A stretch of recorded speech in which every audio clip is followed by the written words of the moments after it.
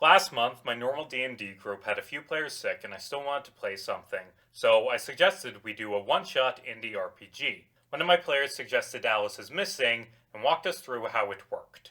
I say this without exaggeration. Alice is Missing is one of the greatest games I've ever had the privilege of playing. You don't talk in Alice is Missing.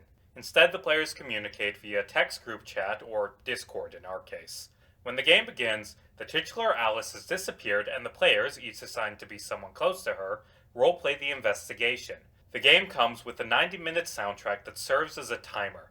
This soundtrack, by the way, is amazing and perfectly captures the feelings of the game. Periodically, as the timer ticks down, players draw cards with improv prompts establishing how the story advances in real time. Alice is Missing is a very simple game, but it is only something that I'd recommend playing with people who are really experienced in role-playing. But if you have those people, it is an unmatched experience. Honestly, I'd recommend stopping this video and going to play it right now. But if you're still around, let me talk about the amazing experience this game gave me. I played as Alice's brother Jack. Early on, I drew a card that said, "You are being followed." I spun that as there being a white card that kept following me. Through some yes-anding, we established that the car belonged to Mr. Halvert, a teacher who had been acting creepy to Alice. I broke into his apartment and found evidence that he was involved in the drug trade and that Alice had found out. And as I was relaying this information and we were piecing together the mystery, another player, Dakota, the best friend, posted a haunting message in the chat. "I think that car is following me." And we panicked. A minute later, Dakota says, "Yes, Halvert is following me. We're by the cliffs. I'm going to try to lose him." And then, silence. 20 minutes of silence. As we waited, wondering if Dakota was dead. All of us picturing the inevitable. What happens when you drive fast in a blizzard near some cliffs? What would happen if Halvert found Dakota? I've never had a tabletop game deliver such a powerful feeling of tension before. And, after 20 minutes, a message popped up.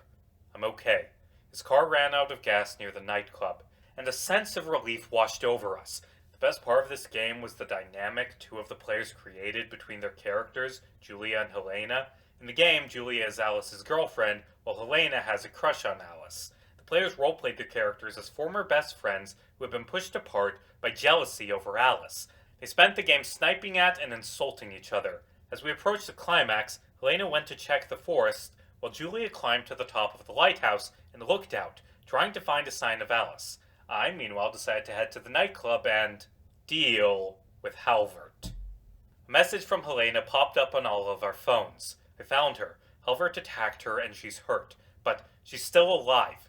We felt happy. We all felt genuinely happy. But as quick as it came, this happiness was crushed. Julia looked off the top of the tower at the forest and saw the clouds of smoke, a forest fire. Helena tried to drag Alice to safety, through smoke so thick she could barely see as we panicked over the group chat. Julia tried to climb down the lighthouse, but the door was frozen shut. She was trapped. Her girlfriend was dying, and there was nothing she could do about it. Dakota tried calling 911, but the line was busy. "I don't think you'll be able to get into contact with emergency services," I typed. And then I admitted what I had done. I had gone to the nightclub where Halvert's car had broken down and done something very dumb. His body lay at my feet as the police surrounded the nightclub. There would be no rescue for Alice because I had messed up. And I saw these scenes flashing in my head as the music swelled. Helena dragging Alice through the snow, coughing, the fire growing ever closer. Julia slamming against the lighthouse door, trying to break it down, hitting it so hard her arm breaks, and Jack sitting in the back of a police car, the flashing lights illuminating his face as he felt completely helpless. And I felt helpless! Like, that isn't something a lot of games manage to do, make you feel what your character feels. But I felt tension and fear and regret. I sat there, worried about Alice, worried about Helena, begging for an answer. There are a few ways Alice is Missing can end, determined by a card draw.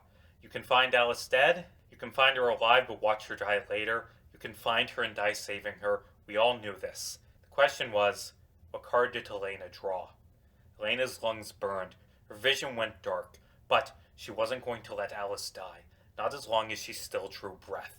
Even if Alice didn't love her, she kept dragging Alice through the pain until she couldn't anymore.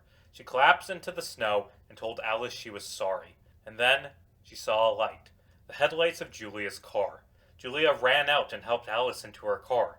She walked back out, to where Helena laid in the soot-stained snow. She held out her good hand. Trembling, Helena reached out and took it. Everyone lived. And maybe that's why it has stuck with me so fiercely. The knowledge that we sat through tragedy, but instead ended on a note of hope. Alice's Missing is a game that can only exist as a one-shot. When the playlist ends, when the timer hits 0, so does the world it occupies. There's no epilogue, just the experience that you carry with you.